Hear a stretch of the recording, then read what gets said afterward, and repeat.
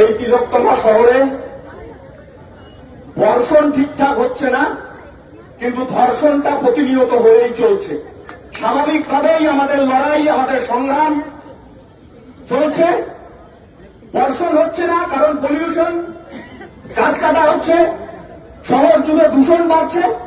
আর একদিকে 2011 সালের পর থেকে এ রাজ্যের বুকে দুষ্কৃতীদের মুক্ত সাম্রাজ্য তৈরি করেছে মমতা ব্যানার্জি। স্বাভাবিকভাবেই এ রাজ্যের বুকে, বাংলার বুকে ধর্ষণকারীদের সংখ্যা বাড়ছে, দুষ্কৃতীদের সংখ্যা বাড়ছে। আমাদের লড়াইটা শুধুমাত্র আর্চিমারের ঘটনার সঙ্গে যারা যুক্ত তাদের বিরুদ্ধে শুধু নয়, গোটা পশ্চিমবঙ্গ তথা গোটা ভারতবর্ষ জুড়ে যারা মদত দিচ্ছে, যাদের ছত্রছায়ায় এই ঘটনাগুলো বৃদ্ধি পাচ্ছে, আমরা তাদের বিরুদ্ধে লড়াইয়ের ডাক দিয়েছি। এই সমাজের